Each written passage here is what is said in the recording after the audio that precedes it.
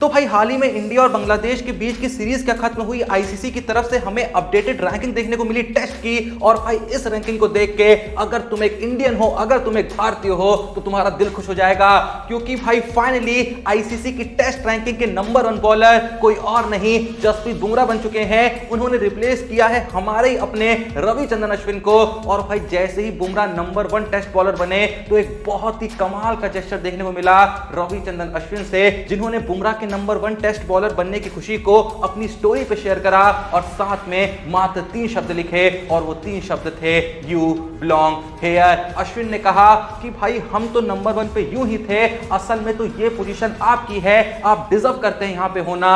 अश्विन का ये जेस्चर बताता है कि सिर्फ वो कमाल के बॉलर ही नहीं है बल्कि एक कमाल के टीममेट और एक कमाल के इंसान भी हैं। लेकिन ये तो बात हुई बॉलर्स की रैंकिंग की। अब बात करें बैटर्स रैंकिंग की, तो मैं बता दूं कि यशस्वी जायसवाल फिलहाल टेस्ट रैंकिंग में सीधे 2 रैंकिंग ऊपर गए हैं और इस समय वो इंडिया के टॉप रैंक बैटर हैं और वर्ल्ड में इस समय चल रही है उनकी 3rd रैंकिंग। भाई तुमको यहां पे एक कमाल की बात बताऊं, देखो अब तक यशस्वी जायसवाल ने कुल 11 टेस्ट मैचेस खेले हैं, लेकिन तुमको ये पता है कि जब यशस्वी जायसवाल ने अपना पहला टेस्ट मैच खेला था उनकी रैंकिंग हो गई थी 73, फिर जब दूसरा टेस्ट मैच खेला तो उनकी रैंकिंग हो गई 63, फिर जब तीसरा खेला रैंकिंग हुई 69, 4th टेस्ट मैच के बाद 71 रैंकिंग, 5th टेस्ट मैच के बाद 66 रैंकिंग, लेकिन जैसे ही छठा टेस्ट मैच खेला तो उनकी रैंकिंग 66 से 29 हो गई। जैसे ही 7वां टेस्ट मैच खेला 29 से 15 हो गई। जैसे ही 8वां टेस्ट मैच खेला 15 से 12 हो गई।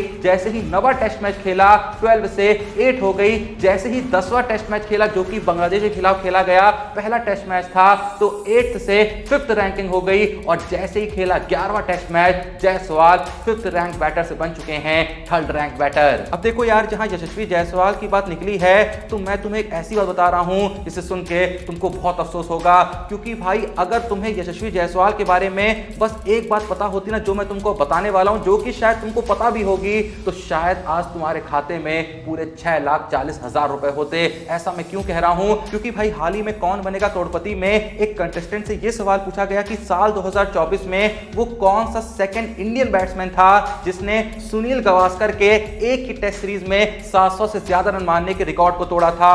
ऑप्शन दिए गए थे विराट कोहली, यशस्वी जायसवाल, शुभमन गिल और रोहित शर्मा।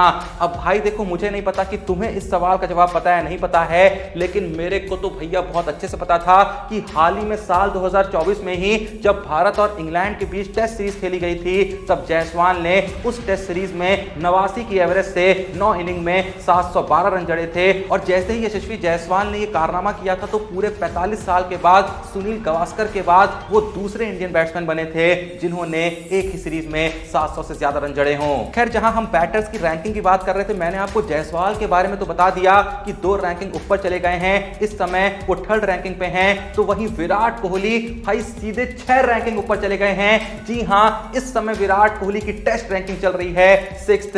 भाई कहने को तो हम कह रहे हैं कि विराट कोहली अच्छे फॉर्म में नहीं चल रहे हैं, टेस्ट क्रिकेट में उस तरीके से उनका बल्ला नहीं चल रहा है। तो बस भाई यहां पे सोचो कि विराट कोहली किस लेवल के प्लेयर हैं कि जिस समय उनका बल्ला वैसा नहीं चल रहा है जैसा कि लोग उनसे अपेक्षा रखते हैं, तब भी उनकी जो रैंकिंग है वो नंबर 6 है। ऋषभ पंत इस रैंकिंग में 3 पायदान नीचे गिर चुके हैं और इस समय उनकी रैंकिंग है 9th। वहीं रोहित शर्मा 5 रैंकिंग नीचे आ गए हैं और इस समय उनकी रैंकिंग है 15th। अब भाई तुम सुनो सबसे धमाकेदार बात, जहां मैंने तुमको बताया कि विराट कोहली टेस्ट रैंकिंग में नंबर 6 पोजीशन पे आ चुके हैं, तो भाई मैं तुमको यह भी बता दूं कि विराट कोहली इस समय दुनिया के ऐसे इकलौते बैट्समैन हैं जो ओडीआई और टेस्ट दोनों में टॉप 6 रैंकिंग के अंदर आते हैं। जी हां, विराट कोहली दुनिया में ऐसे इकलौते प्लेयर हैं। भाई कहने को तो हम बातें कर रहे हैं कि भाई विराट कोहली चलो व्हाइट बॉल क्रिकेट में ठीक ठाक खेल लेते हैं लेकिन टेस्ट में अच्छा नहीं खेल रहे हैं, पर भाई अब भी वो इकलौता बैट्समैन है पूरी दुनिया में जो ओडीआई रैंकिंग में भी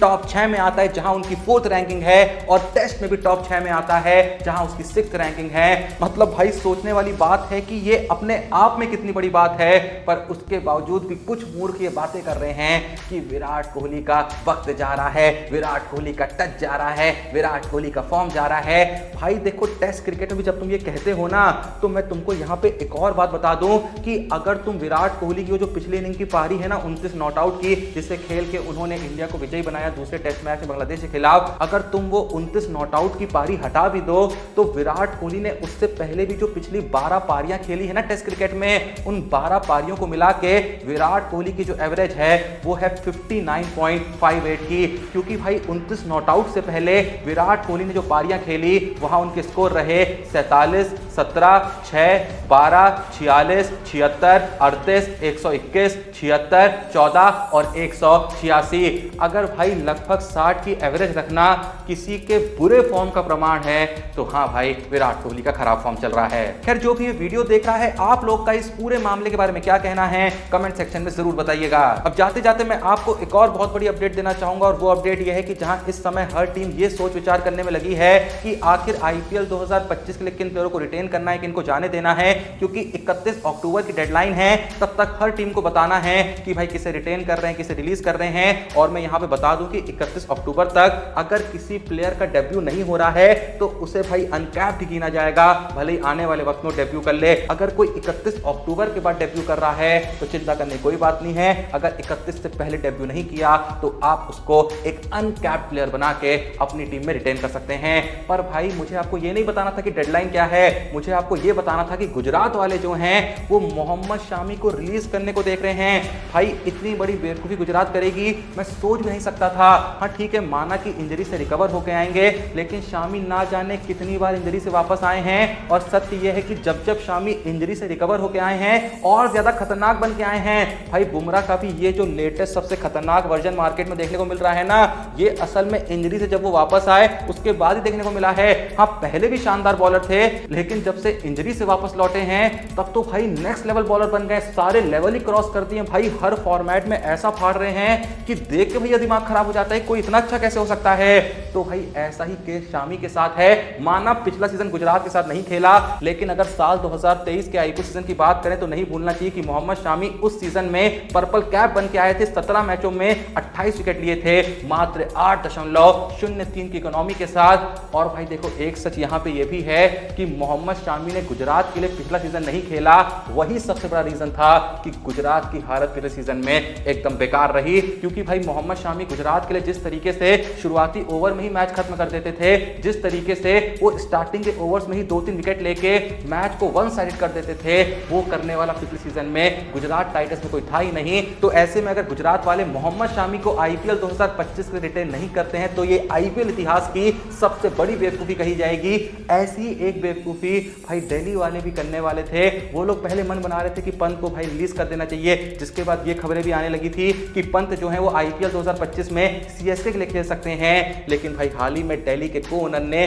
पूरे तरीके से इस बात को क्लियर किया कि पंत कहीं नहीं जाने वाले हैं, हम 100% पंत को आईपीएल 2025 के लिए रिटेन करेंगे। और भाई करना भी चाहिए। पिछले सीजन में ऋषभ पंत की परफॉर्मेंस कमाल की रही थी। 13 मैचों में 40.55 की एवरेज और 155.40 की स्ट्राइक रेट के साथ 446 रन जड़े थे। फॉर्म भी फिलहाल अच्छा चल रहा है, टेस्ट क्रिकेट में अच्छा कर रहे हैं। टी20 में थोड़े से सवाल जरूर उठते हैं उनकी हिटिंग कैपेबिलिटी को लेके, लेकिन भाई जैसा मैंने आपको बताया कि पिछले सीजन में 155.40 की स्ट्राइक रेट रही थी। भाई 3 अर्धशतक लगाए थे, 36 चौके जड़े थे, 25 छक्के लगाए थे। तो आईपीएल में तो भैया अच्छी खासी हिटिंग करी थी, ये इन नंबर से पता चल रहा है। टी20 वर्ल्ड कप के नंबर्स की बात करें तो वहां मोस्ट ऑफ द मैचेस ही ऐसे हुए थे जहां ज्यादा रन नहीं पड़ रहे थे। हाँ ठीक है, 2 पल के लिए ये बात सच है कि थोड़ा सा उनको अपनी हिटिंग कैपेबिलिटी पे काम करना होगा, लेकिन भाई आज के वक्त में भी जैसा भी उनका फॉर्म है, वो जिस तरीके के प्लेयर हैं, अगर किसी भी टीम के पास ऋषभ पंत हो जो कि एक विकेटकीपर भी हैं, जो कि एक अच्छे खासे कप्तान भी आपके टीम के लिए हो सकते हैं, क्या कोई टीम पंत को रिलीज करेगी? मुझे नहीं लगता कोई भी टीम ये बेवकूफी करेगी। तो दिल्ली भी नहीं करने वाली है, उन्होंने पूरे तरीके से क्लियर कर दिया है। यानी ये साफ है कि आईपीएल 2025 में ऋषभ पंत दिल्ली कैपिटल्स लिए खेलेंगे और जहां तक कप्तानी भी करेंगे। तो भाई जो लोग ये सपना देख रहे थे कि आईपीएल 2025 में ऋषभ पंत चेन्नई में आ सकते हैं, चेन्नई के लिए विकेट कीपिंग कर सकते हैं आने वाले वक्त में, क्या पता चेन्नई के कप्तान ही बन सकते हैं, तो भाई उन लोगों का ये जो सपना है फिलहाल तो भाई आने वाले 3 साल तक तो पूरा नहीं होने वाला है। अगला मेगा ऑक्शन जब तक ना हो तब तक तो पूरा नहीं होने वाला है।